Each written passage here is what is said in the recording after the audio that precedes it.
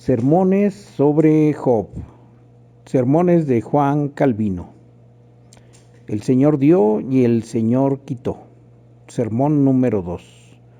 Entonces Job se levantó y rasgó su manto y rasuró su cabeza, y se postró en tierra y adoró. Y dijo: Desnudo salí del vientre de mi madre, y desnudo volveré allá.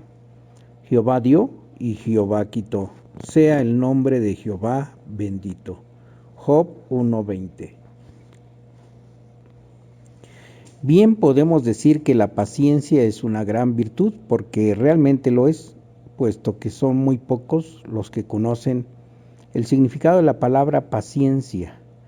Podemos deducir que valorarnos escasamente el ser pacientes y tener esta virtud de la cual tanto nos asimos.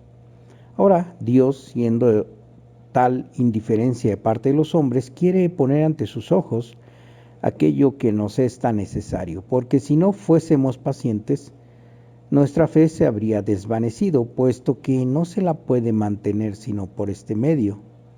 Siendo así las cosas, Dios quiere que en medio de la miseria de este mundo siempre tengamos paz en el corazón y que estamos tan seguros de su bondad que podamos regocijarnos y alegrarnos en ella, y que podamos gloriarnos contra Satanás y contra todos nuestros enemigos. ¿Y cómo será posible a menos que nos consideremos superiores a este mundo? Y que consideremos que si bien nuestra condición es miserable en la opinión de la carne, sin embargo, puesto que Dios nos ama, estamos seguros de que hemos de sufrir. Ahora, este pasaje es el más excelente que existe en las Sagradas Escrituras para mostrarnos las implicancias de la palabra paciencia. Si queremos que Dios nos reconozca como pacientes en nuestras aflicciones, debemos ser enseñados por ella.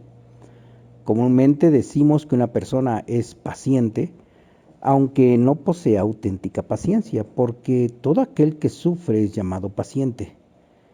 Pero por mucho que persistamos en ser pacientes, es necesario que nuestra tristeza sea menor.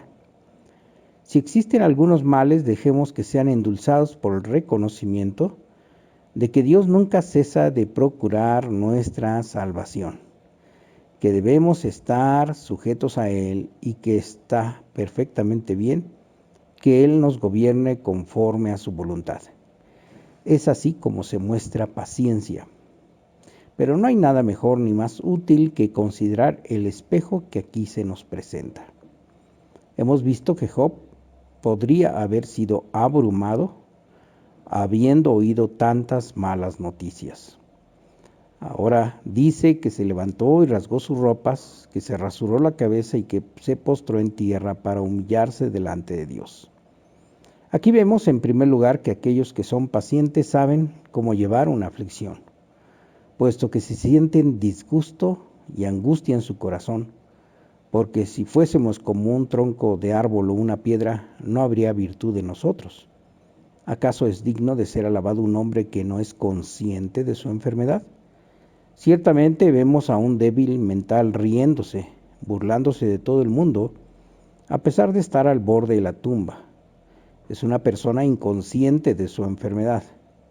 Esto, pues, no merece ser considerado o tenido en cuenta como virtud, puesto que es estupidez. A veces las bestias brutas no sienten nada, y no por eso son virtuosas.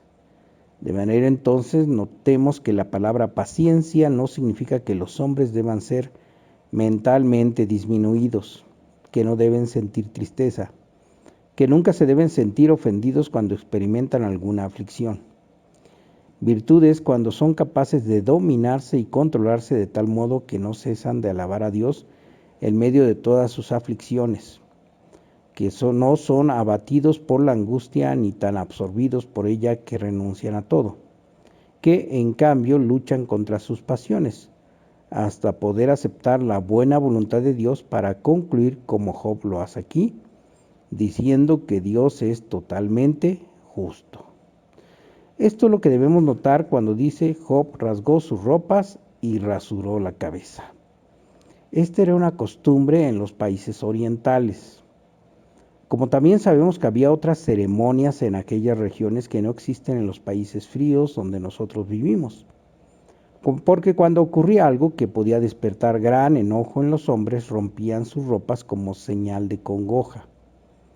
Suficiente a este respecto. Entonces, cuando Job rompe su ropa y se rasura la cabeza, lo hace en señal del dolor que le sobrevino.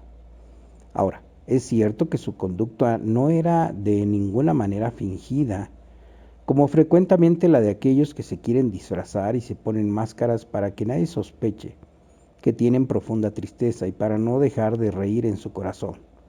Job no usó de semejante hipocresía. Sepamos entonces que cuando hubo rasgado sus ropas y rasurado su cabello, era por la angustia y la ilimitada amargura, que cuando se postró en tierra lo hizo en señal de otro testimonio. Sin embargo, pareciera aquí que Job da rienda suelta a su tristeza, lo cual habría sido un defecto condenable, porque sabemos que los hombres son demasiado excesivos y desbordantes sus pasiones. Porque si bien se contiene y se corrigen a sí mismo tanto como pueden, sin embargo no dejan de salirse de sus límites.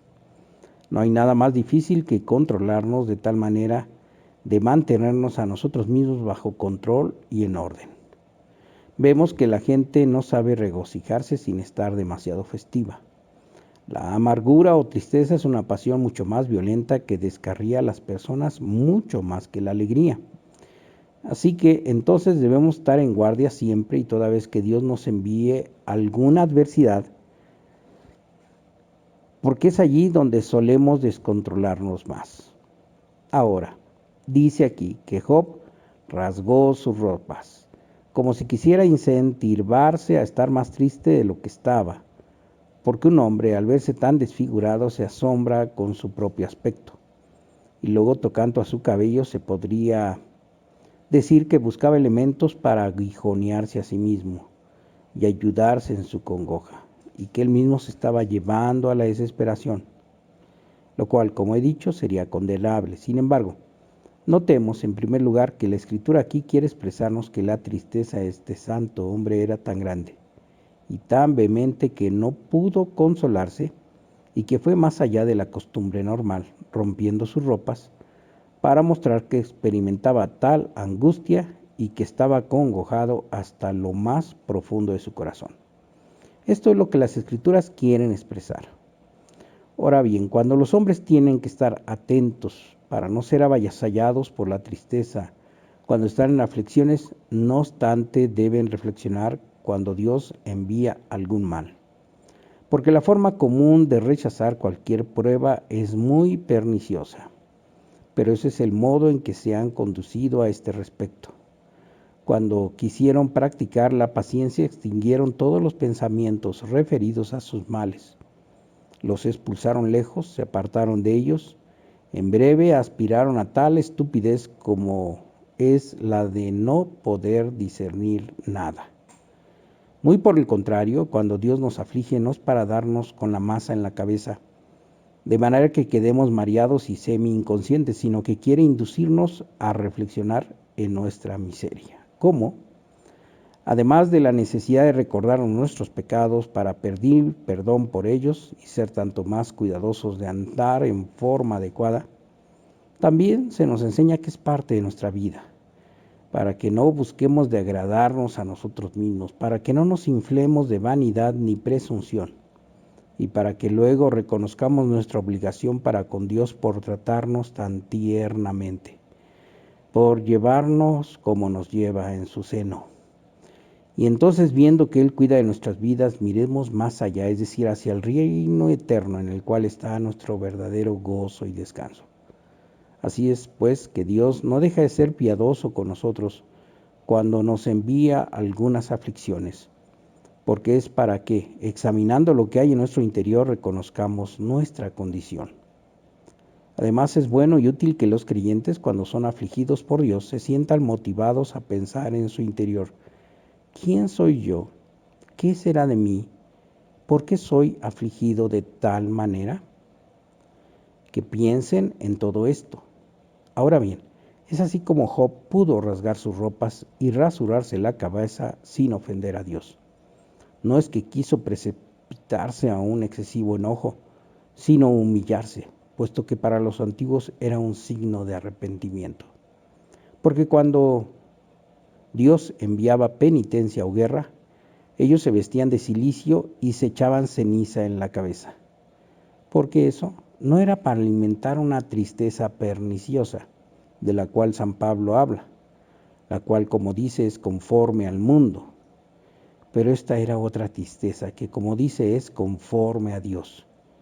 Cuando los hombres, habiendo visto que no son pobres pecadores, se presentan ante su juez para reconocer que son condenados y que merecen la confusión que atraviesan, porque aquel que lleva cilicio, aquel que lleva cenizas en su cabeza, testifica que ya no tiene base para glorificarse a sí mismo, que debe callarse la boca, que es como si ya estuviese sepultado, como diciendo, no soy digno de ser sustentado por la tierra, sino que la tierra debiera cubrirme y Dios debía arrojarme tan profundamente que yo quedase como postrado. Esto es lo que Job quería significar. Viendo que Dios le invita a la humildad, ciertamente quiso conformarse, y por eso rasgó sus ropas y se rasuró la cabeza. Ahora bien, aunque vemos que la paciencia no es sin aflicciones y que es muy necesario que los hijos de Dios conozcan la tristeza y experimenten el dolor, no obstante, no dejan de tener la virtud de la paciencia, resistiendo a sus pasiones y no irritándose contra Dios, de modo de no descontrolarse, de no dar coces contra la esperanza, sino de dar en cambio la gloria a Dios, tal como sigue inmediatamente en el texto. Y se postró en tierra y adoró. Ahora bien, es cierto que esta palabra reclinarse o acostarse, pero implica el propósito de humillarse a sí mismo delante de Dios, honrándolo. Vemos a algunos que se postran en tierra, pero siguen tan enojados que si les fuera posible ascenderían las nubes y harían guerra contra Dios. Vemos a aquellos que se extravían en su despecho, pero es porque no pueden ir contra Dios como quisieran. En cambio, Job, muy por el contrario, se postra en tierra para adorar, mirando ciertamente a Dios para humillarse ante su excelsa majestad. Porque cuando experimentamos la mano de Dios es cuando debiéramos rendirle homenaje más que nunca. Es cierto que cuando Dios nos trata bondadosamente deberíamos sentirnos motivados a acercarnos a Él, puesto que, en efecto, Él nos invita. La gran bondad que Él nos demuestra, ¿qué es sino que quiere acercarnos a sí mismo? Pero como somos tan lerdos para venir, Él tiene que emplazarnos y mostrarnos el derecho que tiene sobre nosotros. Como un príncipe que, viendo a su vasallo lerdo en el cumplimiento de su deber, le envía un oficial para emplazarlo. Así Dios, viendo que no tenemos en cuenta el acercarnos a Él o de acercarnos quizás sin el ardiente afecto que propiamente es requerido, Él nos invita y llama. Por lo tanto, Job, conociendo el verdadero uso de la aflicción, se postra en tierra, para honrar a Dios como diciendo, Señor, es cierto que hasta ahora te he honrado y servido mientras yo prosperaba, y mientras vivía en mis grandes triunfos me deleitaba en servirte. ¿Pero qué de ello? No me conocía totalmente a mí mismo, y ahora veo mi debilidad, que somos criaturas miserables. Así que, Señor, ahora vengo a rendirte un nuevo honor, si te agrada afligirme en el mundo. Señor, me rindo voluntariamente a ti, y no pido nada sino el rendirme sujeto a tu mano, sin importar lo que ello resulte. Con esto suficiente lo dicho respecto de, y se postró en tierra con el propósito de adorar a Dios. Cuando Job reconoce la condición del hombre, dice, desnudo salí del vientre de mi madre y desnudo volveré allá. Cuando dice allá implica que es de otra parte, esto es, del seno de la tierra, que es la madre de todos, o quizás como un hombre enfermo del corazón, que no dice todas las palabras, sino que habla a medias, como vemos que hace quienes están extremadamente tristes, que no expresan todas sus palabras. Sin embargo, esta declaración es suficientemente clara. Es decir, que Job quiere decir, bien, tengo que regresar a la tierra tal como he salido del vientre de mi madre. Es cierto que este pasaje podría ser tomado en un sentido doble, es decir, primeramente como una afirmación general. He aquí los hombres que han venido al mundo y se van de la misma manera no se llevan sus riquezas, ni sus honores, ni sus pompas, ni sus deleites. Deben volver en ruina, la tierra tiene que recibirlos. La otra interpretación es más adecuada, es decir, que Job aplica esto a sí mismo, como diciendo, desnudo salí del vientre de mi madre.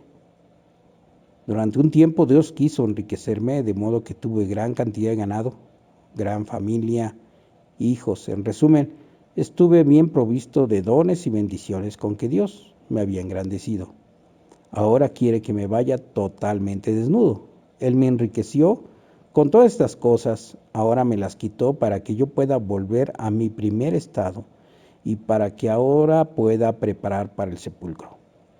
Es bueno notar esta oración porque Job no pudo haber probado mejor su paciencia que determinando su total desnudez, viendo que tal era la buena voluntad de Dios. Ciertamente los hombres se resisten en vano, pueden crujir sus dientes, pero deben volver al sepulcro totalmente desnudos. Incluso los paganos han dicho que solamente la muerte muestra la pequeñez de los hombres. ¿Por qué? Porque tenemos una vorágine tal de codicia que nos tragaríamos la tierra entera. Si una persona tiene muchas riquezas, viñedos, prados, posesiones, todo ello no es suficiente. Dios tendría que crear mundos nuevos si quisiera satisfacernos. Pero, ¿qué si morimos? A 6 pies bajo la tierra nos descomponemos y somos reducidos a nada. De modo entonces que la muerte muestra cuál es nuestra naturaleza. Sin embargo, vemos que muchos luchan contra tal realidad, construyen honorables sepulcros, celebran funerales triunfantes. Pareciera que esas personas quisieran resistir a Dios, pero no lo logran totalmente. Ahora bien, es la condición general de los hombres, pero en cuanto a nosotros tenemos que sufrir pacientemente al ser despojados después de haber sido vestidos de bienes y riquezas. Debemos permitir, digo, que Dios nos prive de todo y que vivamos totalmente despojados y desnudos, y que en tal condición estemos preparados para volver al sepulcro. Así es, digo, como hemos de probar nuestra paciencia. Y eso es lo que Job quería indicar en este pasaje. De modo entonces, siempre que nos falten los bienes de este mundo y estemos hambrientos y sedientos, y soportemos la presión de algunas aflicciones y no tengamos ninguna ayuda, pensemos en nuestro origen, consideremos a nosotros mismos y quiénes somos y a dónde vamos. Porque los hombres abusan del cuidado paterno de Dios cuando les muestra lo que les tiene que suceder. Ciertamente deberíamos tener esto bien grabado en nuestro corazón, es decir, que Dios no quiere que tengamos ninguna necesidad, que Él no nos pondría en el mundo si no estuviera dispuesto a alimentarnos. Sin embargo, siempre tenemos que reconocer que esto nos viene de afuera y que no deberíamos suponer que tenemos por derecho propio lo que poseemos por voluntaria bondad de Dios. Si un hombre me aumentase por pura liberalidad y me dijese, ven cada día, tendrás tanto vino, tanto pan, quiero sustentarte, y no es lo que lo haría por obligación, sino quisiera darte esto. Si luego yo intentara entablarle pleito para recoger lo que debería pedir para cada día, resumiendo el sustento de su mano, y si quisiera hacer una ganancia con lo que él me da de su pura liberalidad, ¿no sería ello una villana ingratitud? Merecería que alguien me escupiera en la cara. Tanto más estamos obligados a recibir los bienes que Dios nos da con toda modestia, sabiendo que Él no nos debe nada y puesto que somos pobres, debemos venir a Él y pedirle cada día de su infinita liberalidad. De modo entonces, cuando tenemos alguna necesidad, corramos a Él y reconozcamos de dónde he salido. He salido del vientre de mi madre totalmente desnudo, una criatura pobre y miserable. Necesité ayuda y necesité ser limpiado de la pobreza en que estaba. Hubiera perecido totalmente si no hubiera sido ayudado de afuera. Entonces le agradó a Dios alimentarme y preservarme hasta ahora, y de hacerme una infinidad de favores. Y si Él ahora quisiera afligirme, está muy bien que yo lo soporte todo pacientemente, puesto que proviene de su mano. Esto es lo que debemos recordar de lo que se nos muestra por medio de Job. Desnudo salí del vientre de mi madre, y desnudo volveré al sepulcro. En resumen, nosotros pensamos así. Cuando Dios ha puesto algunos bienes en nuestras manos, que su titularidad siga con nosotros, que seamos acompañados por nuestras riquezas y que éstas nos sigan hasta el sepulcro y que nunca seamos privados de ellas. Pero no pensemos de esa manera, porque así nos engañamos a nosotros mismos. Al contrario, sepamos que si la buena voluntad de Dios quitarnos los bienes con que nos puede haber engrandecido, al día siguiente debemos estar listos para ser privados de ellos. ¿Qué no nos dañará ser despojados en un minuto de todo aquello que hayamos podido adquirir a lo largo de nuestra vida? Pero Job nos lleva aún más lejos. Jehová dio, Jehová quitó, sea el nombre de Jehová bendito. Al decir que Dios lo ha dado, muestra que es razonable que Dios disponga de lo que ha puesto en nuestras manos, puesto que es suyo, porque cuando Dios nos envía riquezas, no renuncia a su titularidad ni deja de tener señorío sobre ellos, por ser el creador del mundo, porque la palabra creador implica que lo ha hecho todo, de tal manera que todo el poder y soberano dominio que tiene permanecen con él. Y aunque los hombres poseen cada uno su porción según Dios los haya engrandecido, no obstante, él siempre tiene que seguir siendo Señor y dueño de ello. Job entonces reconoció esto y se sujetó enteramente a la buena voluntad de Dios. Y todos nosotros confesamos que esto es más que justo, aunque nadie esté dispuesto a acogerse a ello. Esto puede ocurrir tan pronto Dios nos ha permitido disfrutar por 3 días de algunas bendiciones, nos parece que al quitárnosla nos hiere profundamente y que deberíamos murmurar contra Él. ¿Y qué diremos a esto? Recientemente discutí sobre la ingratitud, que es cuando, habiéndosenos revelado Dios durante un tiempo con liberalidad, creemos que nunca debiera fallarnos, hagamos lo que hagamos. Esta entonces es una afirmación suficientemente común, pero tan raras veces practicada que obviamente solo un número muy pequeño de personas la entienden. Tanto más debemos reflexionar en el significado de Dios dio y Dios quitó, para reconocer con qué libertad el Señor nos ha concedido disfrutar de sus bienes y que también, si le place, puede privarnos de ellos en un minuto. Y es por eso que San Pablo nos exhorta en 1 Corintios 7:30 que cuanto más viendo que este mundo se desvanece y que todas las cosas se envejecen y se deshacen, deberíamos poseer como si no poseyésemos. Esto es, no deberíamos inhibir nuestro coraje, como dice en otra parte en 1 Timoteo 6:17, no debemos poner la esperanza en las riquezas inciertas. Siempre debemos estar dispuestos a decir con Job, cuando Dios quiera despojarnos de lo que nos ha dado. O quizá, Señor, tú has ejercido tu derecho, tú lo has dado, y tú lo has quitado según te agradó a ti. Este entonces es el resumen de este pasaje, es decir, cada vez que pensemos en los bienes de este mundo debemos recordar que los hemos recibido todos de Dios. ¿Y bajo qué condiciones? No por derecho de propiedad, al punto que Él ya no quiera ejercer ninguna titularidad sobre ellos, pero sí le agradó depositarlos en nuestras manos, es bajo la condición de volver a tomarlos cuando les parezca bien. Reconozcamos entonces que estamos tanto más comprometidos con Él cuando nos ha permitido disfrutar algunos beneficios, sea por un día, un mes o algún tiempo, de modo que no nos parezca demasiado extraño si nos despoja de ellos. En cambio, estemos prestos a reconocer lo que he dicho, que Dios siempre pueda tener tal superioridad sobre nosotros que pueda disponer de lo suyo según le parezca bien. Si para los seres mortales es algo terrible controlar a voluntad sus bienes, ¿no se debería atribuir mucho mayor control al Dios viviente?